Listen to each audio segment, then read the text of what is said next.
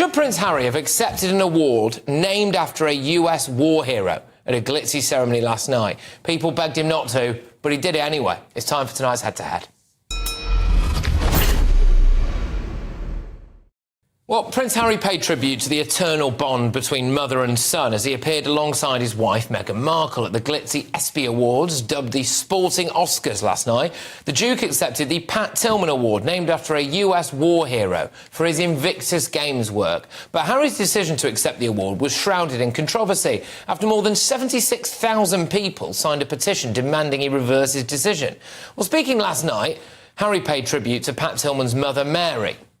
But that comes after Mary Tillman slammed his decision to give Prince Harry the gong, saying, "I am shocked as to why they would select such a controversial and divisive individual to receive the award. There are recipients that are far more fitting. These individuals do not have the money, resources, connections or privilege that Prince Harry has." So tonight I'm asking, should Harry have actually accepted the award? Let me know your thoughts. Go to gbnews.com/yoursay, tweet me at gbnews and make sure you take part in our poll. But going head-to-head on this now, a former royal butler, Grant Harold, and the journalist and broadcaster, Laurie Turner. Thank you very much. Great to have you both on the show. Laurie, I will start with you. I mean, the mother didn't want Harry to have it, but he did it anyway. What do you think? Tonight we shine a spotlight on a moment that sparked outrage around the world. Prince Harry accepted a prestigious award. Yet more than 76,000 people signed a petition calling it out. Critics are branding him manipulative and tone-deaf. We're unpacking what happened, why the backlash is fierce, and how this could mark another turning point in the Duke's story. The stage was set, the cameras rolling, Harry stood there, applauded, honored. But behind the glitz was a growing storm. Over 76,000 signatures demanded his award be revoked, a rare level of public anger directed at a senior royal. Because many say this isn't about the award, it's about Harry's timing, image, and what the moment said about him. One critic called it a curated moment for pity and profit. And when the public believes you're playing the victim while accepting accolades, the backlash is immediate. The words aren't thrown lightly. Manipulative suggests intent, using narrative, using image, using emotion. Tone-deaf implies a disconnect from reality. And for Harry, both allegations are crushing. I just think it's incredibly tone deaf. He seems to have an amazing ability to not read the room. It wasn't like this was a surprise because the opposition to him getting this award had been growing. So he had the chance to say, actually, I hear what you're saying. I'm not going to accept the award. But he didn't. He also, I was quite surprised in the way that if you decide, because obviously the Invictus Games is something that he's created and it has been really important for the veterans community. But why then didn't he bring a couple of people from the Invictus Games with him on that evening and bring them up on stage and then say, this is about the Invictus Games, it's not about me. And that would have slightly rescued it. But it's not. It is about him, isn't it? And I just find it really shocking because if you look at who Pat Tillman was, the man who gave up a sporting career to join the army after 9/11, somebody who is, this whole award is about patriotism, it's about service, it's about duty. And yes, Harry served in Afghanistan, but at the moment we needed him in COVID, he left the country. He has not latterly shown anything other than a lot of contempt for the country that we would hope he would be critic about. I'll come back to you. I mean, Grant, the comments there from the mother are absolutely damning, right? Saying that he's had too much privilege, he's such a divisive figure, all of that. And you think, actually, would he have been anywhere near this award if he wasn't Prince Harry? And has he just stood up there for a bit of clout? Some argue this award came at a time when the royal family is recovering, the public is tired, and Harry's media moves seem increasingly self-serving. When you expect empathy but deliver spectacle, you get petitions, not praise. Harry was once the people's prince, accessible, relatable, heroic. But now, he risks becoming a symbol of self-promotion over service. That award could have been a moment of redemption. Instead, it's being seen as another chapter in his image crisis. A man applauded for seeming authenticity, yet criticized for orchestrating it. Actually, my views. We've discussed Harry and what's going to happen over the years quite a lot. I think with this one, I find this slightly different. As Larry's just mentioned, obviously he's got the involvement with the Invictus Games. He has served his country. So I can understand why he's being put forward for it. I can also understand why a lot of people don't want him accepting the award. But on saying that, I kind of thought, well, why not accept it? Because at the end of the day, this Invictus Game that he's put together is a success. I mean, so many people enjoy taking part and being involved in it. Again, yes, I don't disagree. It'd be a good idea maybe to have a few representatives there. But I think to obviously they're acknowledging, they're honouring this.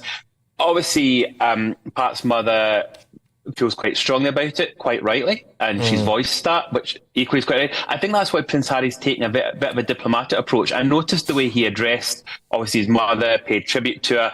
I think he's trying to, I think he's kind of trying to soften the situation by paying tribute to her and kind of thanking her almost. Which is a really nice thing, which is a nice thing to do. But I don't really see any reason for him not to accept this award. Despite everything else that's going on, I'm basically focusing this on his Invictus Games and the service that he's done for his country. OK, all right. And Larry, I will ask you, I mean, the Invictus Games are a great thing, and Harry has done a huge amount for that. So I suppose there is a case to say that he should have actually been awarded this. If the public thinks your narrative is staged, your legacy begins to unravel. In Britain, the monarchy works on trust, intangible yet essential. Every misstep chips away at it. For Harry to accept an award in the glare of a petition is risky. Inside the palace, the message is clear. Privilege without humility breeds resentment. Outside, the public tone is sour. The hashtag campaigns, the petitions, they all point to one thing: disbelief. Well, there seems to be not a week goes by when he's not being given some kind of award. Is that what he does for a living now? He just kind of goes around, gives a few speeches, shakes a few hands, accepts another award. I think it's really toxic, the environment he's in America, where everybody keeps saying, what a great guy you are, you're amazing, you're fantastic. I think he needs a bit of dose of Britain again. He needs to come back here, a bit more rough and tumble. He might have a more kind of nuanced view of himself. My concern is that, he's being sanctified. He's now Saint Harry, and that's really worrying. But maybe he literally has nothing else to fill his time with. So this just makes him feel good. I just think that referencing his mother was so manipulative, particularly when he's got, he uses his mother to say, well, I know that, Pat Tillman's mum wasn't keen on me getting the award, but, I know how important No, I just thought if he understood how important mothers are, he might have listened to her. So, yeah. That is a point that a lot of people are... Yeah, that is a point that a lot of people are making online, Grant, that actually Harry's speech there, he will have known that the moment... Who had a face like thunder, by the way, when the camera cut to her, as we saw in that clip earlier on, who had said that she didn't want him to take it. 76,000 people signed a petition saying, no, we don't want him to have it. Other very prominent members of the veteran community have come out previously and said it's really bad for Harry to be doing this. He absolutely shouldn't be doing it. And there he was... He took the award and then kind of referenced Diana. I just wonder if he was kind of really using Diana there as well. Do you know, Pat, it's such a tricky one, and I'm not disagreeing with what both of you are saying. I'm really not. I think what's difficult is, when you lose your parents, or as I have, as many of us have, you do reference them. I mean, without question, you bring them into conversations, if not daily, weekly or monthly. So I don't think it's unusual what he said. I've noticed Prince William also does it sometimes. They both reference the mother, which I completely understand. It's the late mother, they adore the late mother, as long as it's done for the right reasons. And I think on this occasion it is. I'm not disagreeing with what you're both saying, because he does obviously mention it quite a lot. I'm just looking I'm trying to be positive and hoping that it's been done for the right reasons. But as you mentioned, I know that Pat's mother obviously didn't look too happy about the whole situation. No. If royals used to command grace, now they're asked to earn it. This could be a turning point. Either Harry uses this backlash as a reset, or he doubles down and the petition becomes a precedent. He has choices: walk away quietly and rebuild, or stay in the arena and risk further damage. One thing's for sure, an award should uplift. When it divides, the optics turn into liability. Prince Harry's latest highlight may have turned into his own undoing. When the public sees polish instead of purpose, applause can turn into a petition. Do you think Harry misunderstood the moment? Or is the world simply done believing him? Tell me in the comments below. Subscribe for more royal insights, bold commentary and videos the mainstream won't show.